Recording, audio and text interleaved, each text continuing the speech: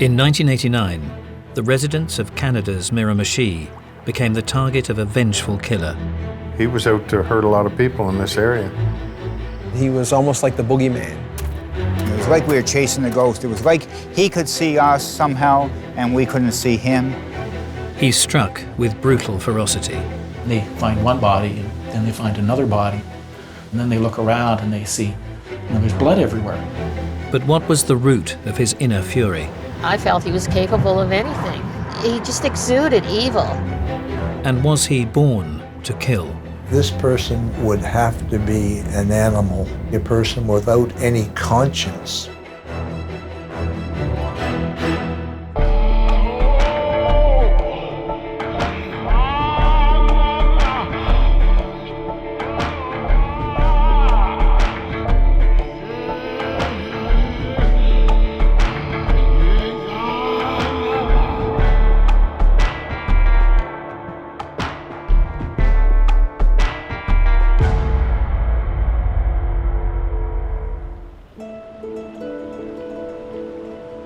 In the late 1980s, the Miramichi, New Brunswick, was renowned for its natural beauty, as well as the welcoming warmth of its residents. Miramichi is mostly a rural area, very friendly area. Even we get new police officers here, they comment their arms get worn out from having to wave so often because the people are so friendly. You know, it was just an ordinary community. It had its beautiful sights. It had the famous fishing rivers known all over the world. Very quiet little town. People didn't lock their doors, and most kids went outside to play. But in October 1989, this peaceful, child-friendly community was engulfed by fear. There is no trick-or-treating in Newcastle tonight because this Halloween is like no other. A masked killer had forced the residents off the streets. You can't go out at night by yourself. And I never used to be scared to be home by myself, and now I'm scared. The nighttime prowler had invaded people's homes and brutally ended the lives of 3 local women. At night, people wanted to protect their family. Gun sales went way up. Despite a huge manhunt, the killer had evaded capture for over 6 months. The mood and the atmosphere was something that I've never seen before. He had the whole Miramichi area in total fear.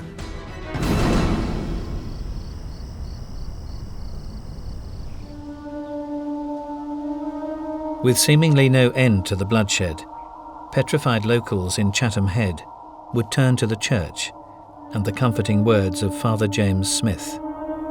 Father Smith was very well regarded in the community, very well known for his kindness. He's a Roman Catholic priest in a Roman Catholic community. He lived in the rectory right next to the church. The church was right next to my grandmother's house. He was a significant figure in that community.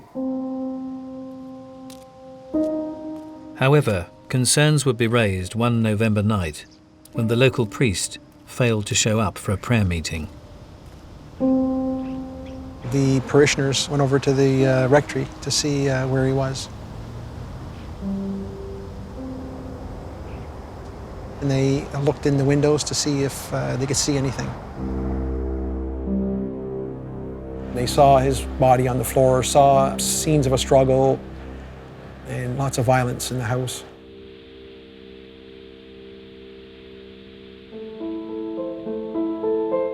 Officer Mason Johnson would be called to the scene. As he entered the rectory, the full extent of the attack was plain to see. I arrived at the scene, and he was lying there, and he was tortured. His neck was cut, his chest was cut, his jaw was broken. They found just an exceptional degree of violence, and they found Father Smith badly beaten, and he had expired. An autopsy would later reveal an even more shocking aspect to the killer's attack. He had jumped on Father Smith and separated the ribs from the sternum. to attack a clergyman in the middle of a small community like this, and for someone to come into his home and subject him to absolute violence and torture. I think any investigator really believes that this thing has gone over the ledge, and really there's no turning back now for whoever this is responsible for this. Many of these people will barricade themselves in their homes tonight, praying for the nightmare to end. As police took on board the fourth murder to hit the Miramichi in just 6 months, the sadistic nature of the crimes left them in no doubt what they were dealing with. This person would have to be an animal. This person would have to be a person without any conscience. And one name stood out above all others, a 41-year-old prisoner on the run, local man, Allan Legere. You mentioned Allan Legere, everybody in the Miramichi knew the name Allan Legere. He was violent, and sometimes it could be utterly unpredictable. It's fair to assume that if anything bad happened, Allan Legere was part of it, or people said he was part of it. And 3 years previously, the notorious Legere had been involved in a similarly brutal attack inflicted on elderly storekeepers John and Mary Glendenning. The culprits had gone into the home and beaten them as part of a robbery. This was a robbery, obviously, that had gone bad. Legere and his 2 accomplices had remained in the couple's home for a number of hours. Tragically, the brutal onslaught led to the death of John Glendenning, whilst his wife was left with horrific injuries. If you could have seen her face and the beating that she took, I've never seen a woman display as much courage. She went through a torture and a sexual assault. She was basically on her deathbed when she was brought to the hospital. Although 3 men had been implicated, 38-year-old Allan Legere was identified as the ringleader with 2 young accomplices. These young fellas weren't known for the violence that Legere was known for. It's not the kind of thing that 18 and 19-year-olds would do. Even if they were after money, it went beyond what any kind of small-time criminal would be doing. Legere was seen as the instigator, the leader, probably the planner, an older criminal working with 2 younger criminals. Allan Legere was sentenced to life in prison. Once inside, he appeared to be willing to conform. Very quickly, Allan Legere became a model prisoner once he got inside prison.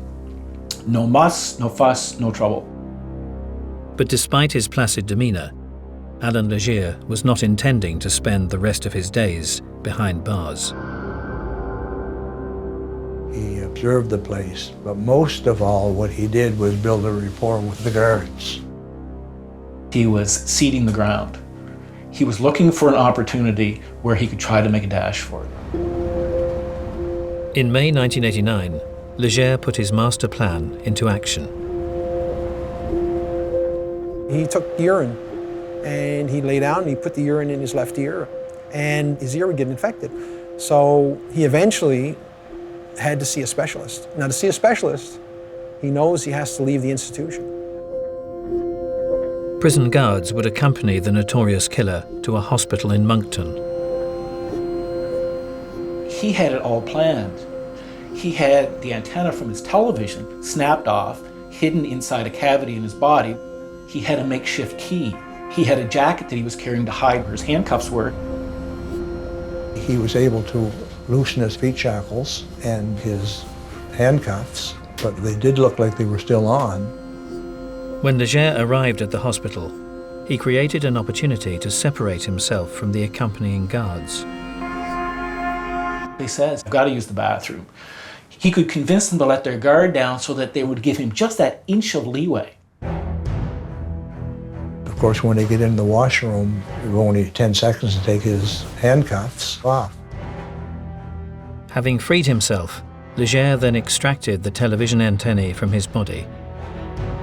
He came out of the washroom, waving the TV aerial at the two guards like it was a weapon. They don't have guns, all they've got is a bit of tear gas and a canister. And by the time they realize what's happening, he's headed out the door and they're trying to spray the back of his head with the tear gas. It was all planned. As Legere attempted to flee the scene, he hastily made his way through the hospital car park. The first car he came to belonged to outpatient Peggy Olive. Well, it all happened so quickly because he just opened the door and pushed me over. He said he was being held for murder, and the fact that he was holding something to my throat, and I thought, this is the end of my life. And everything sort of flashed through my mind. Despite the situation, he doesn't seem to be running on adrenaline. He's running at a very calm pace. That's not what a normal person would be able to do. With Legere at the wheel, Peggy would see more than one side to the convicted killer during her terrifying ordeal. He'd be a bad guy, like threatening, and then he'd try to be the nice guy. So his personalities were changing constantly. I felt he was capable of anything. Despite her concerns, the carjacking would end without bloodshed. When he did let me go, he said, oh, and I won't harm your car either. There was a feeling, he just exuded evil. It was this terrifying feeling you had. Even now, I can recall how I felt. He gets her out of the vehicle, he takes the vehicle, he drives to a section of Moncton that he knows, he dumps the vehicle. Despite a heightened state of alert, the fugitive would vanish into thin air.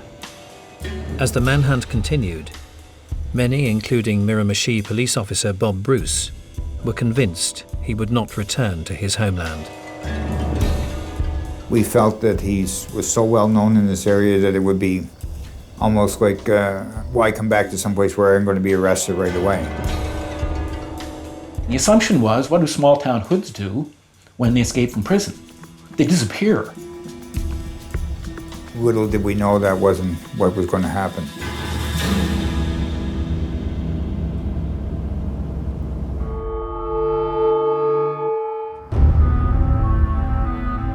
In May 1989, convicted killer Allan Legere was on the run following a brazen escape from a Moncton hospital. Although his whereabouts were unknown, his homeland of the Miramichi had been subjected to a campaign of murder, fueling rumours that the fugitive may have returned to the area.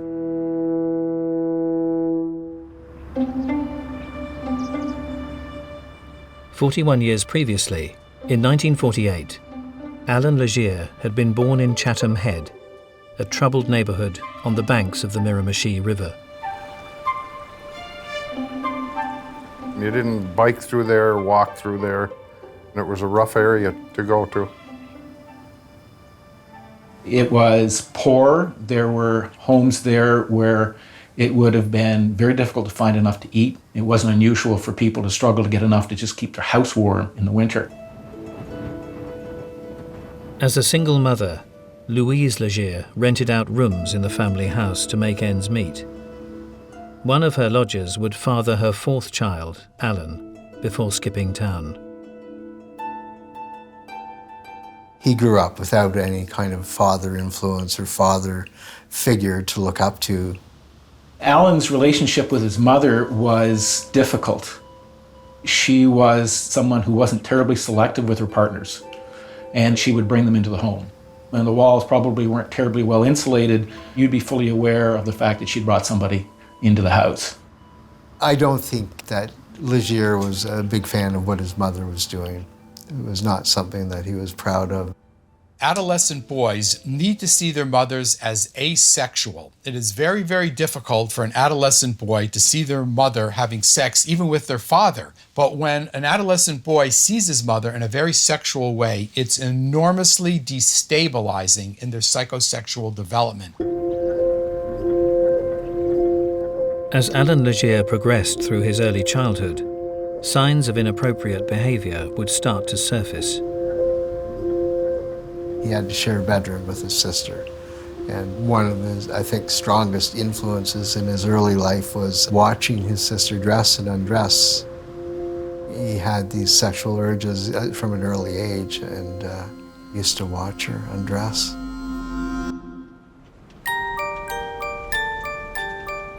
Outside the family home, Legere would divide opinion at school. Some people really liked him and thought he had a lot of potential as an artist. And then there's others that thought he was just a horrible thug who was always involved in fights. People who he liked felt that he was bright and had potential. People that he didn't like, they were afraid of him. Legere's troubled childhood would ultimately be forged by a family tragedy when his elder brother was run over whilst walking over a local bridge. As his mother grieved, she would launch an extraordinary attack on her increasingly wayward younger son, Allan. His mother had just told him point blank, "I wish it was you and not your brother." Allan Legere's mother resented him. And it wasn't only his family that was growing tired of his troublesome behaviour. He wouldn't have been getting a lot of positive reinforcement inside the community. I think it all just sort of weighed on him. You can see where the scars would be.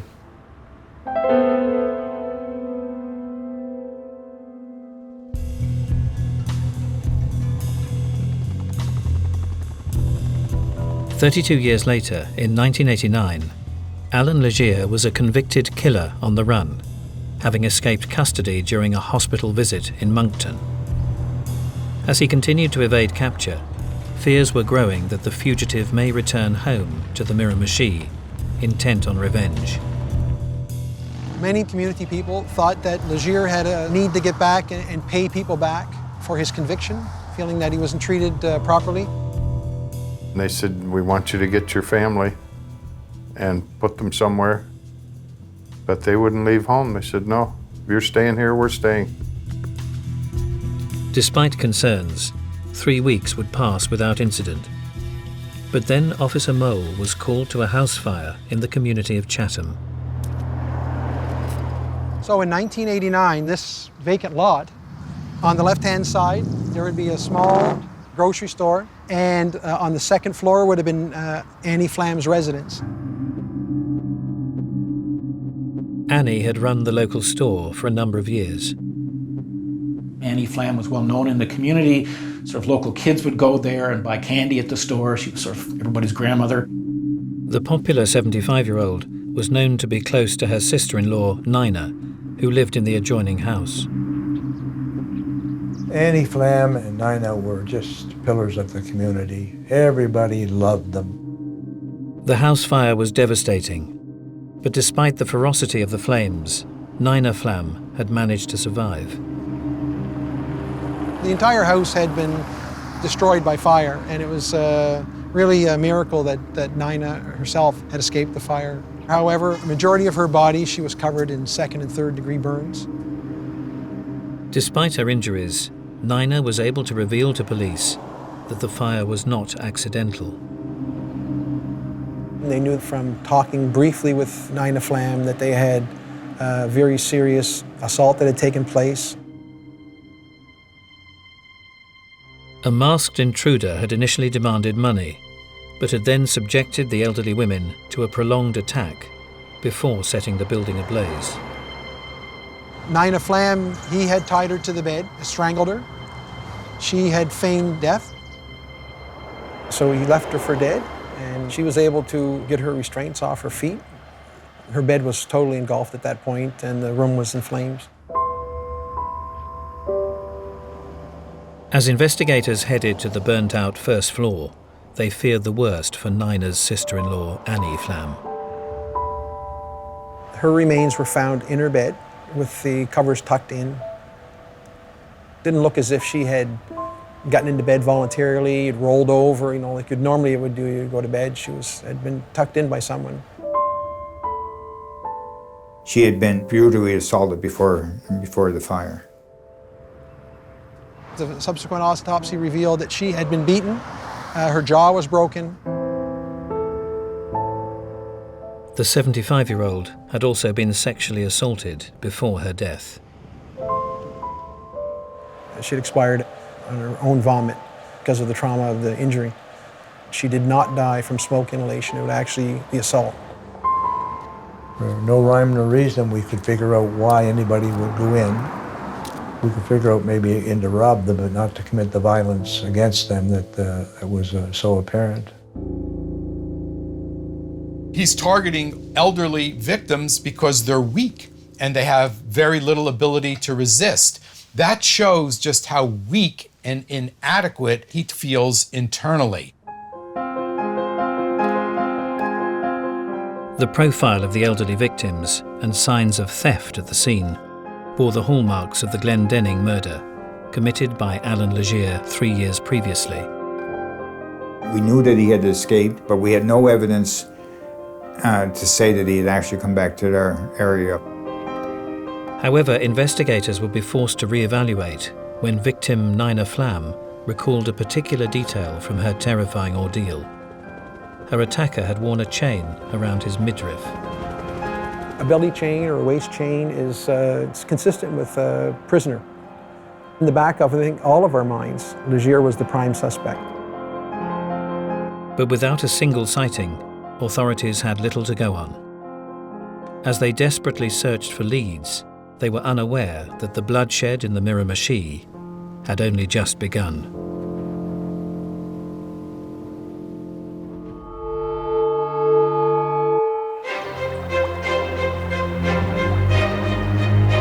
In May 1989, the Miramichi suffered the brutal murder of 75-year-old storekeeper Annie Flam. With escaped killer Allan Legere rumoured to be in the area, fears were growing that the sadistic killing may have been the start of a random revenge campaign against the local community. A lot of people thought, well, did I ever make him mad? You know, he might come looking for me. He was out to hurt a lot of people in this area. I have one son and 3 daughters, and they were very intimidated. Despite a heightened state of alert, the local terrain would hamper attempts to track him down. I think the challenge for law enforcement in this area is that there's very dense woodland around the communities themselves. The surrounding area is all something like this. So all our searches took us to areas that were very difficult to search.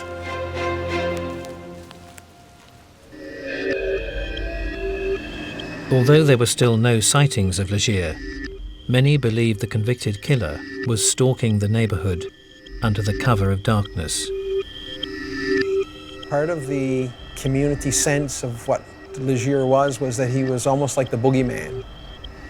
People had to be careful what they said because they never knew if he was listening or not. I could just feel Legere behind every bush. There's Legere, or just looking into the forest, you think, is he there somewhere watching like a specter, ghost? He's out there in the woods. It was along that time frame when we were also starting to get some prowler complaints. And one disturbed break-in offered up evidence that would be hard to ignore. Gentleman came home, saw someone running through his backyard. He chased him. However, he was able to escape. The next day, the owner of the home went out and found a pair of eyeglasses. We recovered them. They were prescription glasses, and they matched up to the same prescription glasses that Legere had been issued in prison.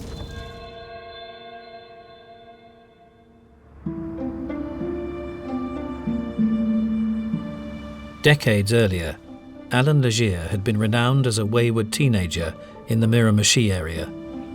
But despite his rebellious image, Legere felt his diminutive stature was holding him back.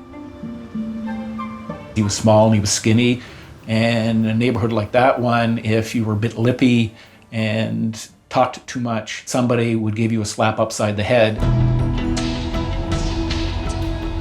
There was only one way to avoid that, which was to be big enough that they didn't dare do that to you. Bodybuilding would fast become one of Allan Legere's lifetime passions. He went to the gym pretty well every day. He was very muscular in his upper body, and he would walk around with a t-shirt on or a little undershirt or no shirt. He had the particular way of walking, chest out, had that bodybuilder walk, and he made sure people knew who he was. He wants to demonstrate to others how powerful he is, but he also wants to demonstrate to himself that he's not the weak, inadequate, inferior person that he really knows internally that he is. Behind the scenes, Legere also took great pleasure in his own brand of petty crime. He prided himself of being able to go into a house or a trailer with the people at home and steal what he wanted. There were stories of people waking up and he was standing over them in the bed, basically just looking at them. Those who didn't wake would soon find out Allan Legere had paid them a visit. He'd always leave something behind to let the homeowner know that he had been there. He'd take out clothing and leave on the bed on top of the people that were sleeping. He even cut the underwear off a female minister. He was quite proud of being able to do things like that. He enjoyed feeling control and power because he didn't have much else. He didn't have the breaks in life that the Richies, as he used to call them, had. Although Legere would live away from the area in Moncton, the focus of his crimes would remain on the Miramichi. As his break-ins escalated, police would find him hard to pin down as he went to extreme measures to cover his tracks. He would take a hard-covered book, put it in the living room on the carpet, reach underneath and light the pages on fire. So that would work as a downdraft, almost like a stove. And he could take an hour and a half to drive from here to Moncton before the fire department got a call that the house was burning. And if they checked him in Moncton, 2 hours later, they're saying, but he's here. 7 years later, Allan Legere was a convicted killer on the run. Although he hadn't been cited, police suspected Legere had returned home on a revenge campaign and was potentially involved in the Chatham murder of 75-year-old Annie Flam. People did not want to talk about Allan Legere. They were scared if they said something to me that they were going to get targeted. They did not want their name to appear in print, ever. You could have a sighting of a prowler 2 nights back to back, and then there'd be a time frame of 2 weeks that there'd be absolutely nothing. And it was almost like a game for him. He became a master at eluding us. For over 6 months, the Miramichi would suffer just minor crimes. But that would all change on the night of the 13th of October 1989 in the community of Newcastle.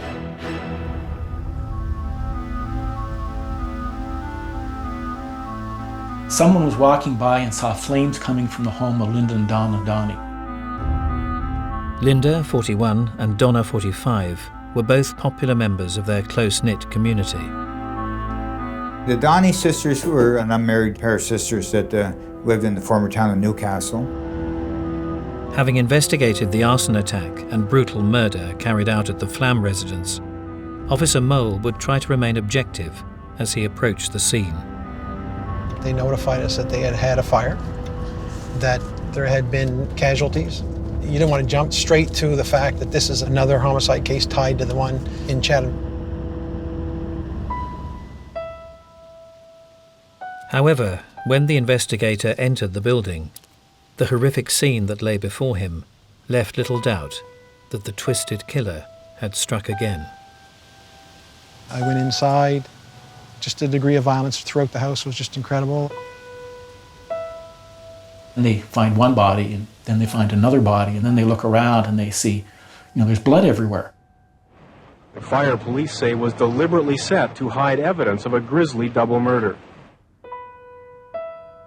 The attacker had gone into the house, had brutally beaten both of those girls, had sexually assaulted them, badly, badly beaten, broken bones. The cause of death was strangulation and blunt trauma caused by severe blows to the head. I saw both Donnie's sisters, photographs. Wow, scary that somebody could do that to someone. This is the man everyone is afraid of finding on the doorstep. You just wonder, how could somebody be so aggressive and brutal to other people, way beyond what is necessary to kill the person? He wants to destroy things. He wants to destroy people. If someone had a house or an attachment to the house, destroy it.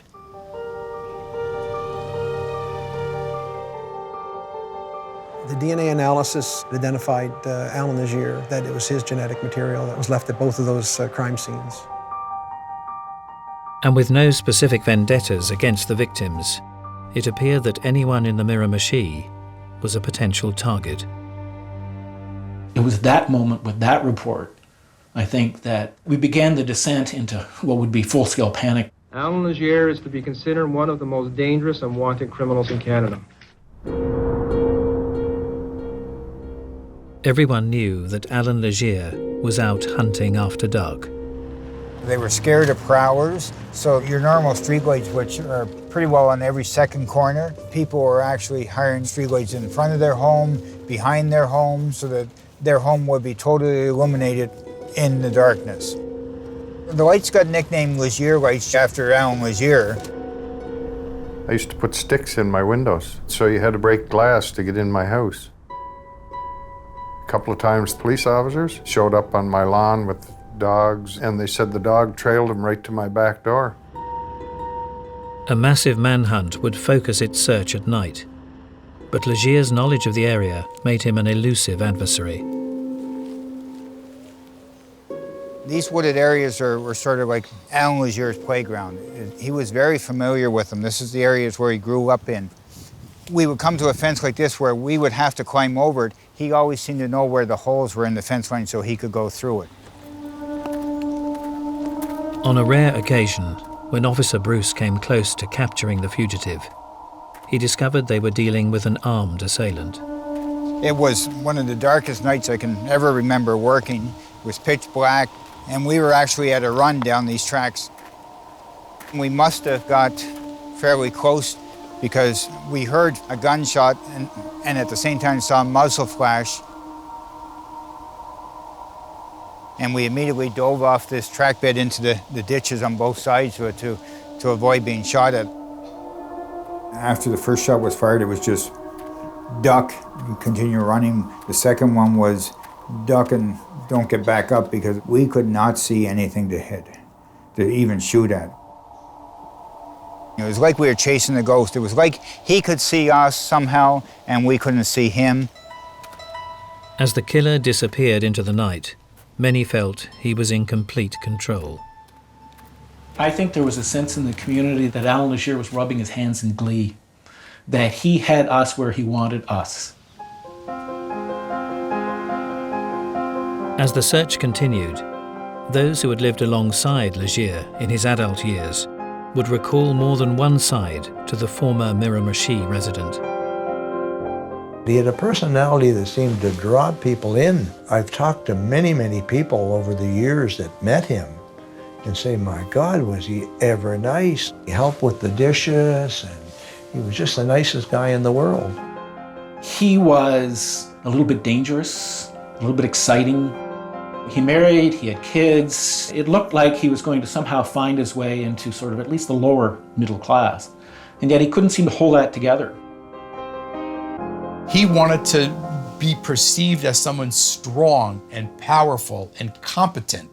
And he tried to even convince himself of that. But his feelings of inferiority were just too overpowering for him. And so he constantly tried to compensate. Increasingly out of work, Allan Legere would look to make his mark in other ways. I think if you're a reasonably bright person who's stuck on the wrong side of the tracks and you're looking for a way to sort of right that wrong, if you become known as fearsome, that gives you the right to swagger into a room. And I think Allan Legere desperately wanted it, and he'd found an avenue that allowed him to become the person inside the community that he felt he always should have been. He definitely wanted the community to know who he was. He had very piercing eyes. And when he talked to you, he liked to get right up close, which would intimidate you into stepping back a step. He was unpredictable in a way that people didn't understand. And once he went off, there were no limits, there were no bounds. Legere's animosity would become increasingly extreme as he targeted other elements of the Miramichi community. He expressed his disdain for the Catholic Church, and then he would go on about the gold, the wealth of the Catholic Church, and then he would scare me. He would go in quoting verses, satanic verses. Oh, it chills up my back.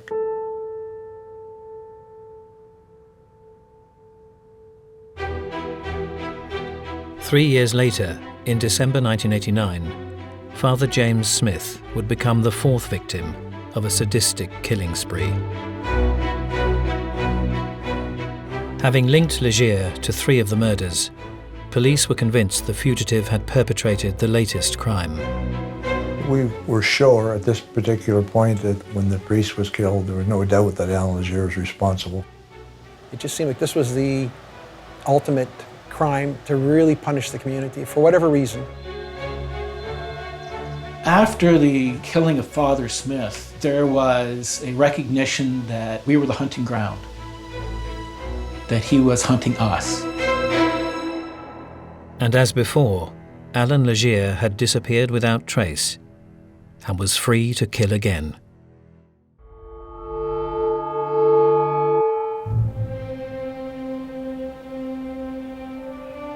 In 1989, escaped fugitive Allan Legere was the prime suspect in the murders of 4 Miramichi residents. Having evaded capture for more than 6 months, the elusive killer had just fled the scene of Father Smith's murder and was known to have boarded a train to Quebec when it was searched by police. The police did walk up to him, and they were told to look for a tattoo of an eagle on one of the shoulders. They asked him if he would mind rolling up his sleeve. And in that supernatural calm that he seemed to be able to call upon in situations like this, he pulled up his sleeve. There was no eagle on his arm. They had the wrong arm. Having foiled authorities once more, the fugitive had freedom in his sights. He made it to Montreal, and he managed to pawn off some jewelry that he had stolen from the Donnie sisters. You know, he had money now, so where was he going to go? But despite the obvious risks, Legere then made an extraordinary U-turn. Most people, you think, in his situation would just keep going, try to get out of the country, but why would you want to even just think of going back to the Miramichi? But Allan Legere doesn't think like other people. He hijacked a trucker and headed east, which is back towards the Miramichi. And so everybody was made aware. We did have roadblocks set up with the RCMP. It was one of the roadblocks that actually caught him. Although Legere had eventually been cornered, he was holding the truck driver captive at gunpoint. There was a discussion that he would fight to the death. And I said, no, he's a coward. He's going to give himself up. Allan Legere comes out of the truck and basically says, yeah, it's me, you got me. He surrendered quietly, meekly, no muss, no fuss. Legere only wants to display his violence and aggression where he knows he can win. He'll do it with an elderly woman or someone who's weak and disabled in some way. Then he'll show how violent he is. But with armed police officers, no, he'll just give up and end it right there. News of Legere's arrest would offer huge relief to the Miramichi community. It was like a dream come true. Finally, he's in custody. There was jubilation after he was taken into custody. Partway through the day, I heard church bells ringing, and I realized that the church bells were ringing not because it was noon, but because Allan Legere had been captured. It was a huge relief. It was a huge relief to me. Like, that's the happiest story I ever wrote in my life. 2 years later, Allan Legere would be found guilty of 4 counts of first-degree murder. The witness statement provided by survivor Nina Flam would play a major role in his conviction. Anyone listening to her testimony really felt for the situation that she was in, not only that night in that room, but what she suffered since and how she's had to deal with it. As life finally returned to normal for the residents of the Miramichi, many were left wondering why one of their own had waged such a brutal war on their community. Mr. Legere always thought people were out to get him. Prosecutors, police officers, the average person, that's just the way he was. He lived a fairly disadvantaged life as a young person in the community, saw what other people had, and in committing these crimes, I think he saw it as an opportunity to kind of get even.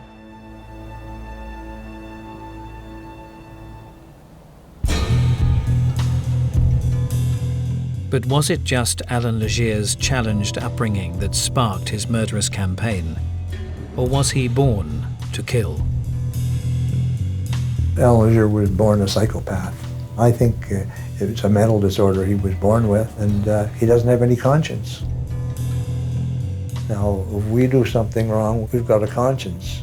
But Allan Legere showed no caring and no remorse. I wouldn't say he was necessarily a born killer, but he certainly had these predispositions, and they emerged.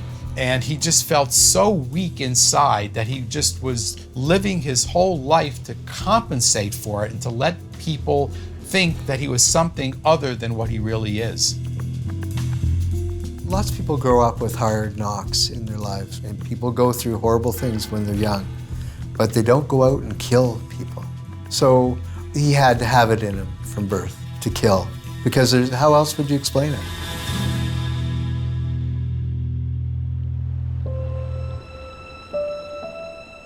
Decades later, Allan Legere's reign of terror is now an horrific chapter from the past.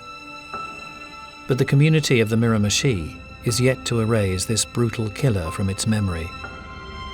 Obviously, the family members that were victims, the relatives, the community itself is scarred. A lot of turmoil, and they'll never forget. But as a community, we will survive and hopefully be better from it. Allan Legere makes news every time his name is mentioned. He still frightens people. It's raw. They are convinced, decades after he did it the first time, that if he gets out, he would do it again. And those who knew him well are convinced that the convicted killer has only one thing on his mind. He called me from the pen. He wanted to speak to me. He wanted his television back. So I said, has that television been searched the way it should have been? Well, we think so. I said, well, you better search it again, because there's a reason he wants his TV back. So they looked into the TV again, and they found a couple more handcuff keys. He started then planning his next escape. I'm sure he's thinking about it right now. I'm sure he doesn't pass a minute of his day without thinking about getting back to that community and how he can do it.